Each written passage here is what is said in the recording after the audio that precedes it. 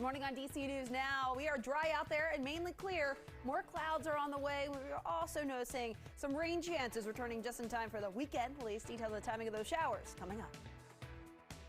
Also coming up this morning, a multi-billion-dollar bid for the Washington Commanders. Could the team soon be under new management? What comes next in the high-profile sale? And pleading not guilty, a local gun store owner appearing in court just one day after the sheriff, the role he's accused of playing in the criminal case. And finding the source, the suspect is in custody following a massive leak of classified information. How officials are planning to stop this from happening again. The station covering all of the DMV. This is DC News Now.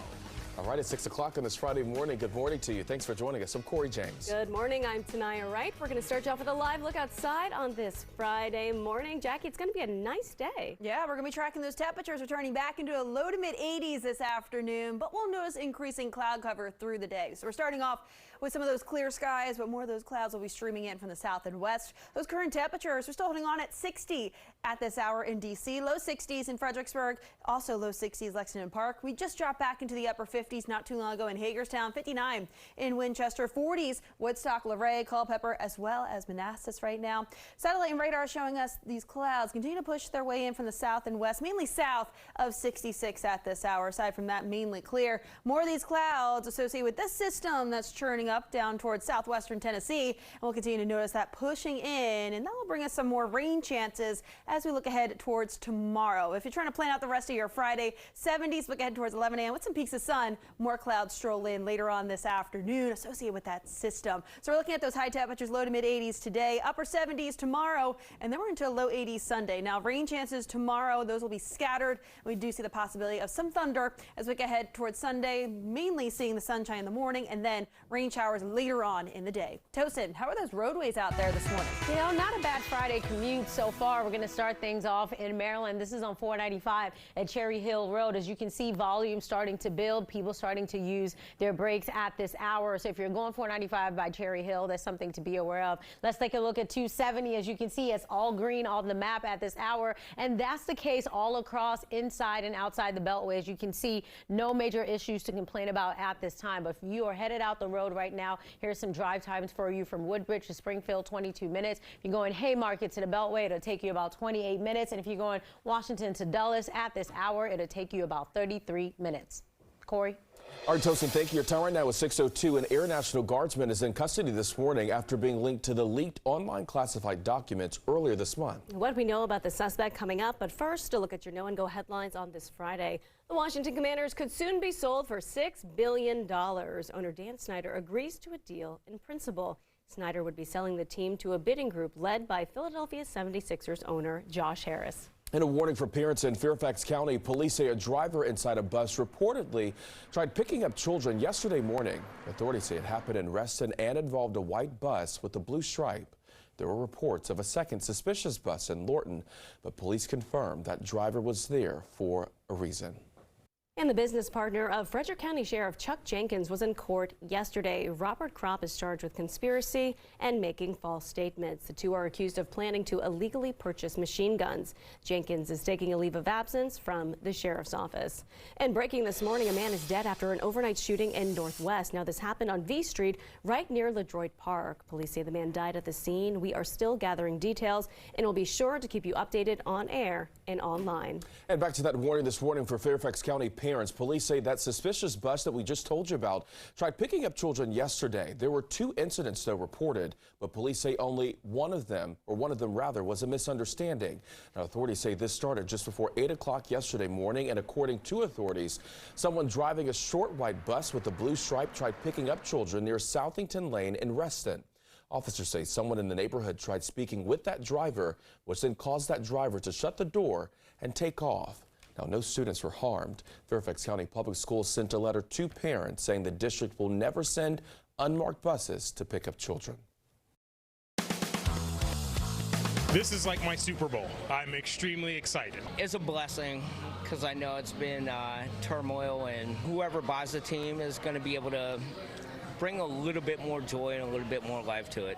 All right, deal or no deal, the Washington Commanders fans reacting to the team possibly being under new ownership. It is a possibility that's been up in the air since November when Snyder hired Bank of America to sell the team. And that's something that has the fans really excited. Now a deal is on the table, and it's expected to be signed in the coming days. Our Lex Warris is live this morning from FedEx Field with everything we know. Lex, good morning. Good morning, Tanaya and Corey. Well, that's right. This deal is sitting at just over $6 billion. And if it goes through, it would shatter the record for the highest amount of money paid for a sports team. That was actually set just last year for the Denver Broncos at $4.6 billion. Now, Josh Snyder is actually part of this deal. He is the owner of the Philadelphia 76ers, and he's heading up the group of potential buyers. He reached an agreement on the principal deal with Dan Snyder on Thursday afternoon, and fans tell our sports team that they are excited to hear this news, having waited for months since Snyder first took steps to sell the team. Well, they think this will be a fresh start for the Commanders and will lead to not only a better fan experience, but a better team on the field. Old enough to remember the glory days, so this is a long time coming. They needed a change, man. It's been too long just going straight L's. And it's always like, oh, it's the players. I don't think it's the players, man. It's a lot more than just the players.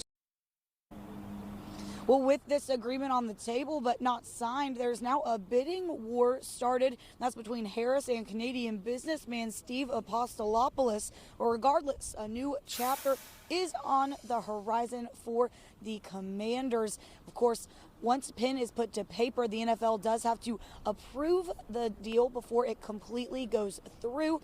And then those fans who are excited can start their celebrations. Live at FedEx Field, I'm Lex Warris, DC News Now. Also wanted to get players. I'm sitting back down. Sorry, the camera didn't move. It's Friday. We also wanted to get the players' perspective. Of course, laughing on this deal. We had a chance to sit down with former Washington defensive back Fred Smoot, and here's what he had to say. Like, it's going to be some pressure on the new ownership to put a winner on the field, to get, we still got some big hurdles. What about the stadium? If it's not back in D.C., I don't think the fans going to feel no better than they did, 2 years ago. So it's still some hurdles and some things that need to be done.